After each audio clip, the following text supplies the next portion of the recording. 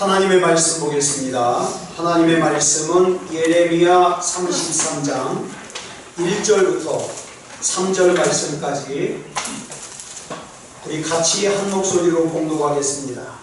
시작. 예레미야가 아직 12대 뜰에 닫혀있을 때에 여호와의 말씀이 내게 두 번째로 임하냐 이르시되 이를 행하시는 여호와 그것을 만들며 성취하시는 여호와 그의 이름을 여호와라 하느니가 이와 같이 이르시도다. 너는 내게 부르짖으라. 내가 내게 응답하겠고 내가 알지 못하는 크고 은밀한 일을 내게 보이리라. 아멘. 이 시간에 우리 성가대 찬양 읽겠습니다.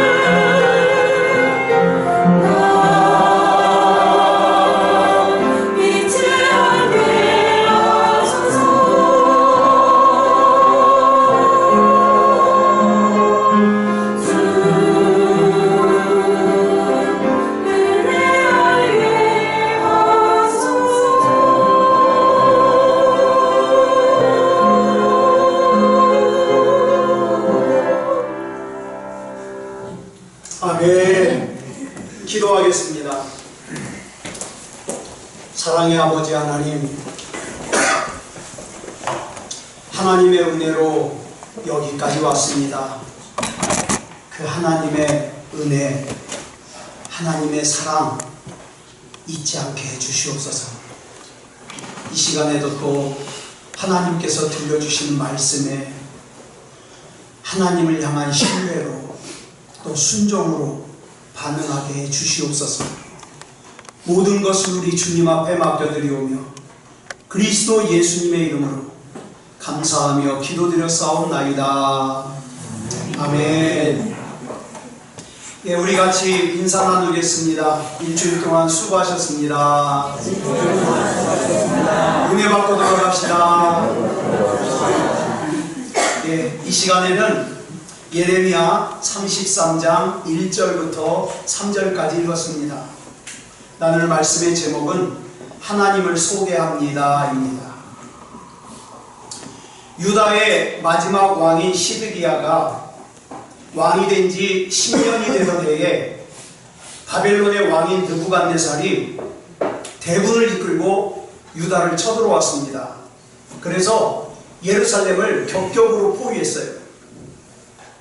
그러면 유다의 선지자인 예레미야는 당연히 누구에게 잘못이 있다고 해야 되고 누구에게 문제가 있다고 해야 됩니까? 유다를 쳐들어온 바벨론에게 잘못이 있다고 얘기해야 되고 유다를 쳐들어온 느부갓네살 왕에게 문제가 있다고 해야 됩니다. 그런데 하나님의 선지자인 예레미야는 유다를 쳐들어온 바벨론에게 잘못이 있다고 하지 않고 또 느부갓네살 왕에게 문제가 있다고 하지 않고 오히려 회개하지 않은 유다와 시드기야 왕에게 문제가 있다고 지적했습니다. 그러면서 유다가 끝까지 회개하지 않으면 바벨론에게 완전히 멸망을 당할 것이고 시드기야 왕이 끝까지 회개하지 않으면 바벨론으로 포로로 끌려갈 것이라고 선포했습니다. 이 말을 들은 유다 사람들은 선지자인 예레미야가 당연히 자신들의 편에 서서 우리를 쳐들어온 바벨론에게 잘못이 있다고 우리를 쳐들어온 느부갓네살 왕에게 잘못이 있다고 문제 삼을 줄 알았는데 바벨론이나 느부갓네살 왕에게는 문제 삼지 않고 오히려 자기 조국인 유다가 잘못했다고 문제 삼고 시드기야 왕이 잘못했다고 문제 삼자 화를 내기 시작했어요. 매국노라고. 그래서 화가 난 시드기야 왕은 예레미야를 반역죄로 체포해가지고 중요한 정치범들을 가두어두는 시위대 뜰에다가 가두었습니다. 그러니까 지금 이 예레미야 선지자가 처한 환경이 어떤 환경이냐? 여러분 우리가 일제시대 때 나라를 팔아먹은 사람 그러면 누가 생각나요? 이완용이죠. 뭐 5적, 7적에 다 들어가요. 바로 이완용 같은 취급을 자기 민족에게 당하는 거예요. 그런데 이렇게 반역죄로 감옥에 갇혀있는 예레미야에게 들려주신 하나님의 음성이 바로 오늘 본문 말씀입니다. 여러분 감옥에서 하나님의 음성을 들었다는 것은 무슨 상황이에요? 최악의 상황이에요. 희망이 전혀 없는 상황이에요. 가능성이 전혀 없는 절박한 상황이에요. 거기서 하나님의 음성을 들었다는 거예요. 예레미야가 갇혀있는 이 시위대 뜰이라고 하는 감옥은요 일반 다른 감옥하고 달라요. 다른 감옥은요 일정 기간 갇혀있으면 풀어주잖아요. 그런데 이 시위대들은 중요한 정치범을 가두는 곳이기 때문에 살아서 못 나와요. 여긴 한번 갇히면 죽어야만 나올 수 있는 감옥이에요. 지금 예레미야가 이런 감옥 안에서 언제 죽을지 모르는 절박한 상황 가운데 있어요. 그래서 이 상황은 한마디로 말하면 다 끝장난 것 같아요.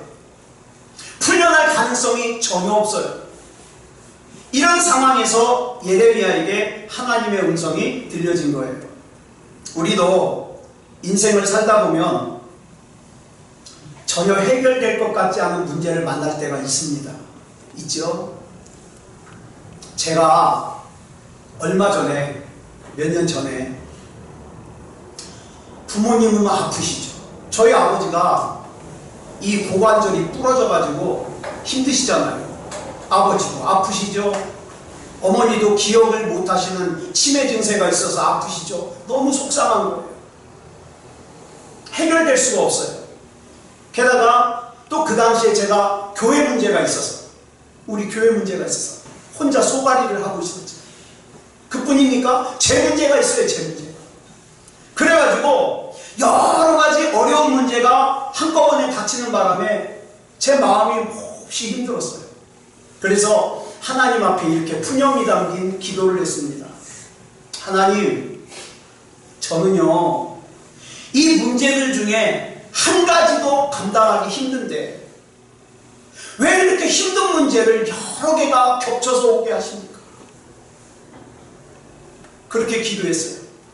그랬더니 하나님께서 제게 음성을 주시는데, 장원아, 나는 내게 풍랑만 보낸 적이 없다. 이런 말씀을 주셔요.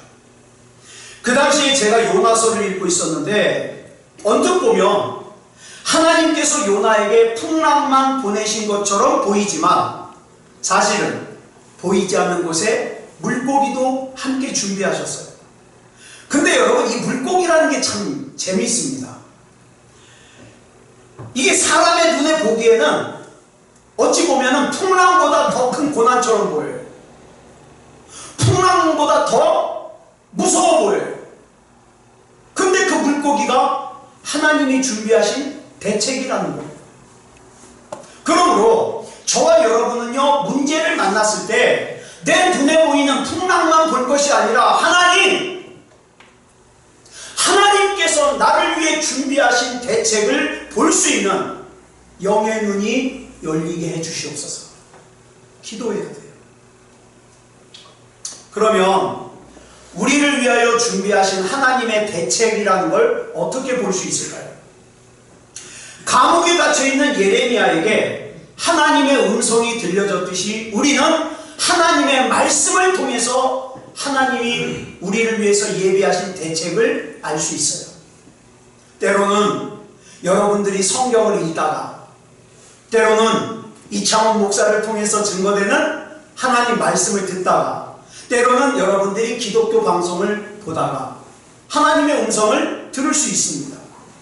자, 하나님께서 예레미야에게는 어떻게 하나님의 대책을 보이셨는가? 본문 2절 보겠습니다. 시작. 이를 행하시는 여호와, 그것을 만들며 성취하시는 여호와, 그의 이름을 여호와라 하는 이가 이와 같이 이르시도다. 이 말씀을 보면 우리 하나님을 어떻게 소개하는가? 이를 행하시는 여호와, 또 그것을 만들며 성취하시는 여호와라고 소개하고 있어요. 자, 이 중에 첫 번째로 우리가 살펴볼 게 뭐냐? 이를 행하시는 여호와예요. 우리 하나님은요, 이창원 목사에게, 또 우리 신순자 집사님에게, 곽경희 권사님에게 다 맡기고 어디 네 능력만으로 한번 잘 살아봐라, 그렇게 구경만 하시는 하나님이 아니에요. 언제나 여러분 기도하면서 하나님과 친밀하게 관계를 맺으시는 분은 항상 느낄 거예요. 하나님께서는 대책을 미리 준비하시고 일을 행하시는 하나님이에요.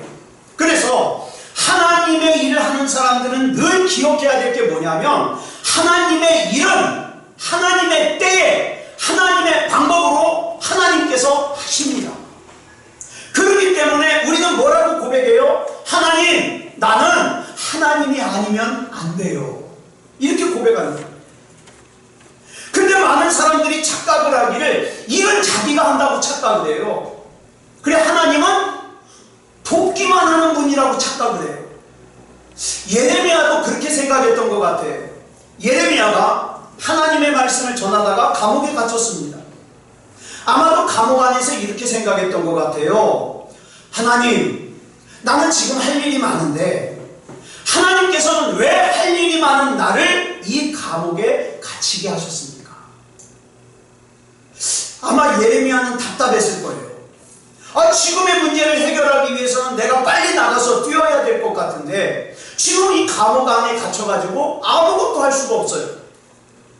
그런데 이런 예레미야에게 하나님께서 자신을 소개하기를 첫 번째로 뭐라고 소개하세요? 나는 이를 행하시는 여호와다, 이렇게 소개하세요. 이게 얼마나 은혜로운 소개인지 몰라요. 여러분, 예레미야뿐만 아니라 엘리야 선지자도 자기 혼자인 줄 알았어요. 그래서 자기 혼자 하나님의 일을 하는 것이 너무 힘들어서 열왕기상 19장 10절을 보니까 이렇게 얘기하잖아요. 시작. 내가 만군의 하나님 여호와께 열심히 유별하오니 이는 이스라엘 자손이 주의 언약을 버리고 주의 제단을 헐며 칼로 주의 선지자들을 죽였음이오며 오직 나만 남았거늘 그들이 내 생명을 찾아 빼앗으려 하나이다. 엘리야 선지자는 자기가 생각해도 자기가 하나님을 위하여 꽤나 굉장히 열심히 살았다고 생각한 것 같아요. 그런데 그렇게 하나님을 위하여 열심히 사는 사람이 나만 남았는데, 나 혼자인데 아합과 이세벨이 하나 남은 나까지도 죽이려고 한다는 거예요. 그래서 하나님, 이 상황이 너무 힘이 드니까 로뎀나무 아래서 나 좀 그만 데려가십시오. 나 세상 그만 살고 싶어요. 너무 힘들어요. 하나님 앞에 그렇게 기도하는 거죠. 그런데 이런 엘리야에게 하나님께서 18절에서 이렇게 말씀하십니다. 시작. 그러나 내가 이스라엘 가운데 7,000명을 남기리니 다 바알에게 무릎을 꿇지 아니하고 다 바알에게 입맞추지 아니하는 자니라. 아멘. 뭐라고? 하나님 제대로 섬기는 게 너 하나 남았다고? 아니야. 내가 7,000명 남겨놨어. 7,000명. 사도 바울도요, 빌립보서에 보면 그래요. 지금 복음을 전하기 위해서 할 일이 너무 많은데 감옥에 갇혔어요. 그래서 사도 바울도 그렇게 생각했어요. 하나님, 나 지금 복음을 전하려면 너무너무 바쁜데 내가 이렇게 감옥에 갇혀 있으면 복음 전하는 일에 방해받아요. 그랬는데 나중에 바울이 빌립보서 1장 12절에서 뭐라고 고백하는지 아세요? 시작. 형제들아, 내가 당한 일이 도리어 복음 전파의 진전이 된 줄을 너희가 알기를 원하노라. 내가 감옥에 갇혀 있으면 복음 전파의 길이 막힐 줄 알았는데 나중에 보니까 내가 감옥에 갇힌 게 도리어 복음 전파에 도움이 되더라는 거예요. 이게 어떻게 가능할까요? 이게 중요한 거예요. 이게 어떻게 가능하냐고. 일을 행하시는 분은 하나님이시기 때문에 가능합니다. 사랑하는 여러분, 예레미야는 하나님이 아무 일도 안 하시는 줄 알았어요. 네. 그런데 그런 예레미야에게 하나님께서 임하셔서 첫 번째로 자신을 소개하면서 하시는 말씀이 뭐라 그럽니까? 나는 지금도 일하고 있는 일을 행하는 여호와다. 일을 하고 있다. 참 이해할 수 없는 말씀이에요. 하나님, 내가 지금 이렇게 힘든데 도대체 하나님은 어디 계시는 겁니까? 주님은 이렇게 말씀하셔요. 나는 지금 일하고 있다. 하나님, 내가 지금 이렇게 답답한데 도대체 하나님은 어디 계시는 겁니까? 주님 말씀하셔요. 나는 지금 일하고 있다. 하나님, 내가 지금 이렇게 막막하고 절망스러운데 도대체 하나님은 어디 계시는 겁니까? 주님 말씀하셔요. 나는 지금 일하고 있다. 이 사실을 믿었던 베드로 사도는 베드로전서 5장 7절에서 이렇게 고백합니다. 시작. 너희 염려를 다 주께 맡기라. 이는 그가 너희를 돌보시리라. 다시 오늘 본문으로 말씀하면 너희 염려를 다 주님께 맡겨라. 왜? 주님은 너희를 돌보시는 일을 지금 행하고 계시니까. 지금 우리를 위하여 여전히 일하고 계시는 예수님께서 우리를 돌보고 계시니까 우리의 모든 염려를 다 맡기라는 거예요. 이것을 예수님께서는 마태복음 6장 31절로 34절에서 이렇게 설명합니다. 자, 좀 깁니다. 시작. 그러므로 염려하여 이르기를 무엇을 먹을까, 무엇을 마실까, 무엇을 입을까 하지 말라. 이는 다 이방인들이 구하는 것이라. 너희 하늘 아버지께서 이 모든 것이 너희에게 있어야 할 줄을 아시느니라. 그런즉 너희는 먼저 그의 나라와 그의 의를 구하라. 그리하면 이 모든 것을 너희에게 더하시리라. 그러므로 내일 일을 위하여 염려하지 말라. 내일 일은 내일이 염려할 것이요 한날의 괴로움은 그날로 족하니라. 아멘. 이렇게 하나님께서 내 안에 하나님의 뜻대로, 하나님의 섭리대로, 하나님의 계획대로 하나님의 일을 하실 수 있도록 내 안에 있는 생각과 시간과 결정과 판단의 모든 공간을 내어드리는 거, 하나님께 내어드리는 거, 이게 믿음이에요. 괜히 이 방법 저 방법 이것저것 다 해보다가 안 되면 기도하는 거, 그거 믿음 아니에요. 내 생각과 하나님의 생각이 다를 때 하나님 앞에 결정권을 내드리는 거, 이게 믿음이에요. 우리 예수 믿는 사람들은 하나님께 기도하는 게 굉장히 중요합니다. 왠지 아세요? 믿음 없는 사람은 기도 못해요. 다른 사람들 앞에서 기도하는 척은 할 수 있지만 진짜 기도 못해요. 왜? 하나님이 안 믿어지는데 왜 기도하겠어요? 시간 낭비지. 그래서 정말 하나님을 믿는 사람들은 기도가 중요해요. 그런데 이 기도라는 것이요, 믿음이 있는 사람만 기도할 수 있는데, 믿음은 뭡니까? 하나님을 향한 순종과 신뢰가 합쳐진 게 믿음이에요. 순종이 뭐예요? 하나님께서 하라고 하신 거 하는 게 순종이에요. 그죠? 신뢰는요, 신뢰는 하나님께서 일하시는 것이 언제나 옳다는 것을 믿는 게 신뢰예요. 여러분, 요즘에 교회가 세상에서 욕 많이 먹죠? 교회가 세상에서 욕을 먹는 이유가 뭔지 아세요? 교회 다니는 사람들이 세상에서 욕 먹는 이유가 뭔지 아세요? 목사가 세상에서 욕 먹는 이유가 뭔지 아세요?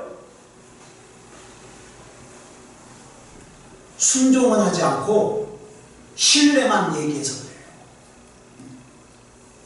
하나님의 명령은 따르지 않아요. 근데 하나님께서 나 지켜주실 걸 믿는데요. 순종은 하지 않으면서. 하나님께서 나에게 복 주실 걸 믿는데요. 순종은 하지 않으면서. 그래서 욕먹는 거예요. 한 예가 사무엘상에 보면은 엘리 제사장의 두 아들인 홈리와 비느하스가 나옵니다. 사무엘상 4장을 보면 이 엘리 제사장의 두 아들인 홈리와 비느하스가요, 순종은 안 해요. 근데 신뢰만 가졌어요. 블레셋과 전쟁을 하는데 신뢰만 가졌어요. 이 전쟁터에 하나님의 언약궤를 갖고 오기만 하면 우리가 이길 거야. 그리고 언약궤를 가져옵니다. 자, 그런데 사무엘상 2장에 보니까 이 엘리 제사장의 두 아들 홈리와 비느하스가 어떤 악한 행동을 했는지가 나와요. 이 홈리와 비느하스도 제사장이에요. 오늘날로 말하면 목사예요. 그런데 여러분, 이 제사장은요, 하나님 앞에 제물이 먼저 바쳐지고 제사를 드린 다음에 제사장이 가져요. 그런데 이 홈리와 비느하스는 태운 고기는 맛이 없다고 제사 아직 드리지도 않았는데 고기를 뺏어가요. 강제로. 그뿐만 아니에요. 하나님의 성전인 회막문에서 수종드는 여인들과 동침을 해요. 간음을 저질러요. 이런 사람들이 하나님 앞에 회개는 하지 않고 사무엘상 4장에 보니까 언약궤만 갖고 가면 반드시 블레셋과 싸워 이길 거야. 그러면서 신뢰만 가지고 하나님의 언약궤를 가지고 갑니다. 그런데요, 우리가 착각하는 것이 이렇게 하나님 앞에 신뢰만 가진 사람을 믿음이 좋다고 생각해요. 하나님이 나 복 주실 걸 믿어? 하나님이 나 지켜주실 걸 믿어? 그러면 믿음 좋네. 그런데 여러분, 성경 어디에도 하나님께서 언약궤를 전쟁에서 이기게 하는 도구라고 말씀하신 적이 없어요. 그런데 홈리와 비나스는 하나님의 말씀에는 순종하지 않고 그냥 신뢰만 가지고 언약궤를 가지고 나가면 이길 거야, 이러고 생각해요.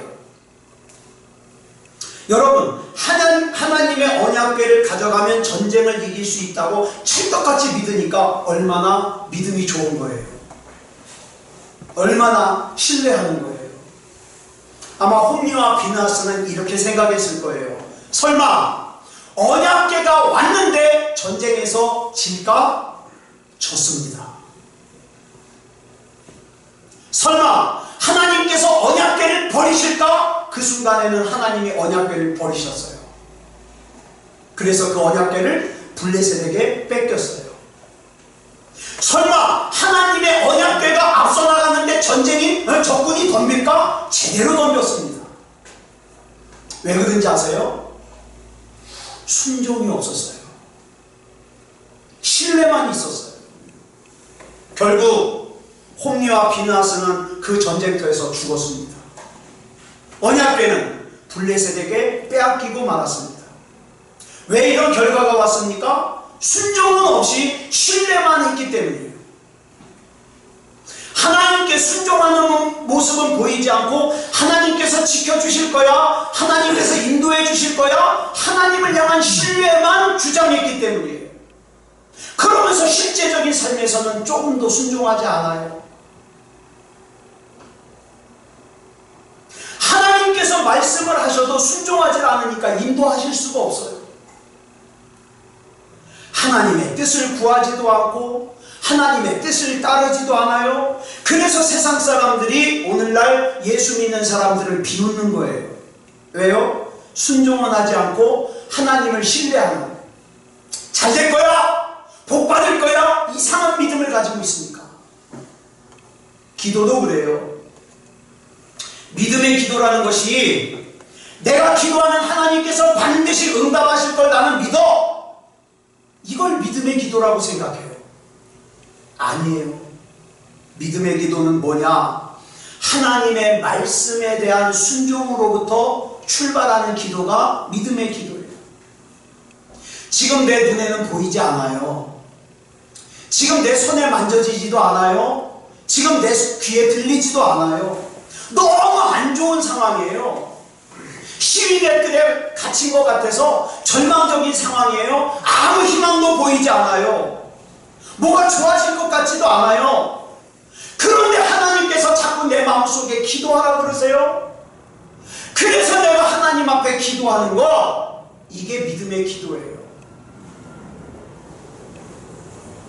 내가 기도하는 것이 하나님의 뜻이니까 순종하고 부르짖어 기도하는 거. 하나님께서는 또 두 번째로 자기를 소개하기를 뭐라고 소개하느냐? 그것을 만들며 성취하시는 여호와라고 소개하십니다. 우리 하나님께서는 한 번도 시작하신 일을 중간에 포기하신 적이 없어요. 우리 하나님께서는 한 번 시작하신 일은 반드시 성취하시는 분이십니다. 한 예로 조상 대대로 우상을 섬기며 살았던 아브라함을 갈대아 우리에서 인도하여 내신 하나님, 그 하나님께서는 결국 그 아브라함을 믿음의 조상이 되게 하는 일을 성취해 내십니다. 우리 잘 알고 있는 다윗은요, 아버지가 무시했던 아들이에요. 저 아들은 왕이 될 그런 제목이 아니야. 아버지가 무시했던 아들이에요. 그런 아버지한테도 무시당했던 그 양치기 다윗을 인도하여 내신 하나님께서 결국 이스라엘 역사상 가장 위대한 왕이 되게 하시는 일을 성취하셨어요. 저는 그 하나님을 믿습니다. 지금 나를 둘러싼 상황이 열악해도 하나님께서 나에게 약속하시고 나에게 보여주신 거 반드시 이루실 걸 믿습니다. 왜? 우리 하나님은 성취하신 하나님이니까. 그러므로 여러분 기억하세요. 아브라함이 아브라함일 수 있었고 다윗이 다윗일 수 있었던 것은 환경이 좋아서가 아니에요. 절대 아니에요. 조건이 좋아서가 아니에요. 그 과정 가운데 포기할 수밖에 없는 어려운 환경들이 수없이 많이 있었지만 하나님은 결국 성취하셨어요. 성취. 그렇기 때문에 저와 여러분은 도중에 포기하면 안 됩니다. 하나님 바라보는 거 포기하면 안 됩니다. 이를 행하시는 여호와 하나님, 그것을 만들며 성취하시는 여호와 하나님께서 지금 저와 여러분의 인생을 인도하고 계세요. 인도하고 계세요. 이 과정에서 가장 중요한 게 뭐냐? 하나님과 함께 동행해야 됩니다. 여러분, 요셉이 17살에 꿈을 꿨죠. 11별과 해와 달이 절하는 꿈. 형들이 묶어놓은 볕단이 자기가 묶은 볕단에게 절하는 꿈을 꿨어요. 근데 그 꿈을 꾸고 난 후에 애굽으로 팔려갔어요. 그래서 애굽에 가가지고 종살이 11년, 억울한 누명 쓰고 감옥살이 2년을 했어요. 하나님께서 일찍이 요셉 안에 하나님의 뜻과 섭리를 담아 꿈을 꾸게 하심으로 하나님의 일을 시작하셨어요.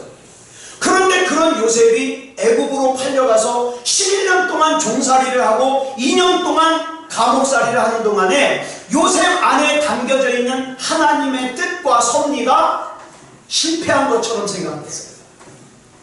그런데 성경은 이렇게 기록합니다. 요셉을 형통한 자예요. 여러분 생각해 보세요. 지금까지 30년 살았어요. 30년 살았는데 그 중에 13년을 종살이와 감옥살이를 했어요. 무슨 형통한 사람이에요?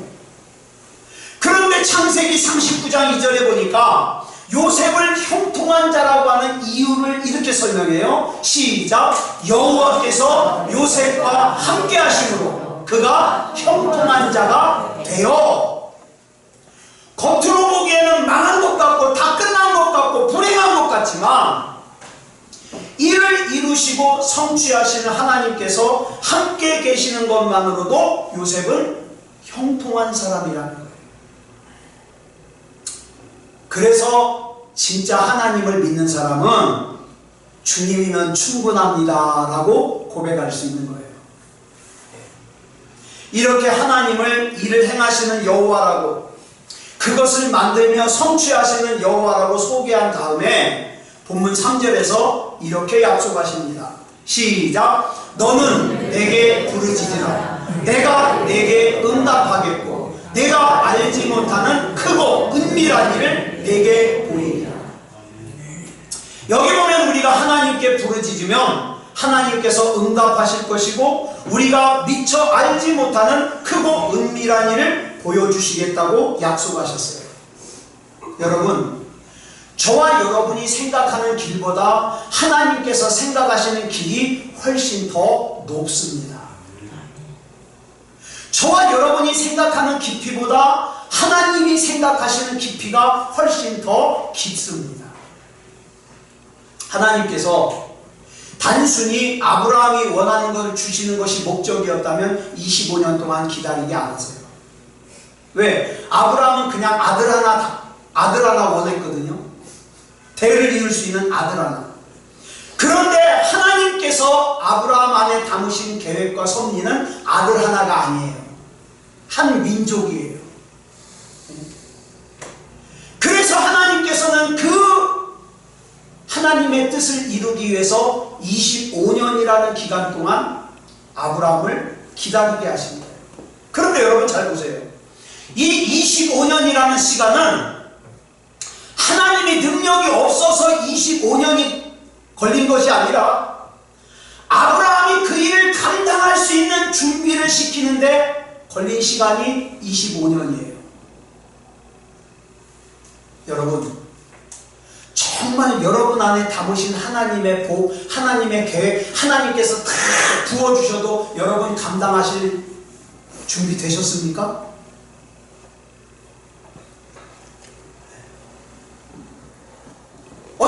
생각할지 몰라요. 기왕 주실 거면 그냥 주시지. 왜 기다리게 하셔? 여러분, 준비되지 않은 상태에서 주시면요, 사울같이 무너져요. 그래서 어떡합니까? 돈이 좀 생겼네? 몸이 좀 건강했네? 여유가 생겼네? 그 예배 안 드려버리는 거예요. 기도 안 하는 거예요. 왜? 아쉬울 게 없는 걸 뭐. 믿음도 떠나버려요. 그 다음에 구원으로부터 멀어져요. 그럴까봐 저와 여러분의 삶에는 하나님의, 우리가 이해할 수 없는 하나님의 계획이 담겨져 있기 때문에, 여러분, 종살이하는 요셉을, 감옥에 갇혀있는 요셉을 누가 형통한 자를 보겠어요? 불행한 사람이죠. 저주받은 사람이죠. 그러나 그 요셉을 통하여 하나님께서는 이미 크고 은밀한 일을 계획하시고 일을 준비하시고 성취하시는 하나님의 계획이 다 서 있어요. 그래도 하나님 무시하시겠습니까? 그래도 하나님 떠나시겠어요? 요셉을 통하여 크고 은밀한 일을 계획하시고 일을 행하시고 성취하시는 하나님은 그 요셉과 함께 계시는 그 자체가 요셉이 형통한 자라고 말씀하고 있는 거예요. 여러분, 지금 당장 내 삶이 내 눈으로 보기에 열악할 수 있어요. 힘들 수 있어요. 그러나 일을 행하시는 여호와 하나님, 그것을 만들며 성취하시는 여호와 하나님께서 지금 저와 여러분과 함께 계시면 그 자체로 저와 여러분은 형통한 사람입니다. 그러므로 정리하겠습니다. 저와 여러분이 진짜 내가 하나님의 자녀라는 것이 확실하게 믿어진다면 여러분 인생 마음대로 살면 안 돼요. 하나님을 믿는다고 신뢰를 외치고 그것으로 믿음이 다 됐다고 생각하지 마시고 작은 거 하나부터 순종하시기 바랍니다. 2007년 6월 27일 여러분 아마 기억하시는 분이 있을 거예요. 캄보디아에서 비행기 하나가 떨어졌어요. 그 비행기에는 작은 비행기인데 22명이 타고 있었어요.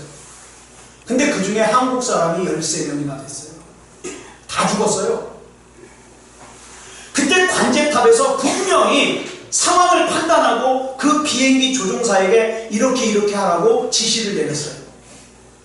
근데 나중에 블랙박스에서 그 발견이 됐는데 그 조종사가 뭐라고 했느냐, 나는 이곳 지형을 잘 안다 그러면서 자기 마음대로 조종한 거예요. 관제탑에서 지시하는 대로 안 따르고 자기 마음대로 자기 능력대로 착륙을 하다가 그 비행기가 산하로 부딪혀서 22명 다 사망했어요. 여러분, 우리 삶에서도 마찬가지예요. 우리가 살면서 자꾸 내 능력 얘기할 때가 많아요. 내 경험 얘기할 때 많아요. 그러나 캄보디아 항공기가 조종사 자신의 경험이 아닌 관제탑의 지시에 따라야 했던 것처럼 우리도 하나님의 말씀을 따라야 돼요. 이것이 바로 저와 여러분의 삶이 추락하지 않고 저와 여러분의 믿음이 추락하지 않을 수 있는 비밀입니다. 그렇기 때문에 저와 여러분의 영혼은요, 주님만 바라봐야 돼요. 오늘은 종려주일입니다. 예수님께서 예루살렘에 입성하신 날이죠.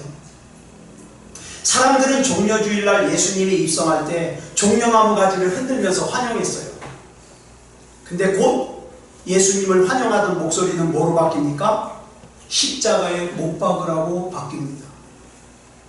저와 여러분이 신앙생활하는 것은 항상 좋기만 한 거 아니에요. 때로는 굉장히 외로울 때도 있고요, 때로는 굉장히 힘들 때도 있어요. 그러나 여러분, 저와 여러분이 바라봐야 될 것은 내 처지, 내 형편, 내 상황이 아니에요. 주님 바라보자. 우리 반주 준비해 주시고요. 그래서 오늘 이 시간 우리가 이 찬양 부르고 우리가 기도하려고 합니다. 원래는 지난주에 부르려고 했던데 우리 지난주에는 프로젝트가 중간에 나가는 바람에 못 불렀어요. 제가 참 좋아하는 찬양이에요. 우리 이 찬양 부르고 합심으로 기도하겠습니다.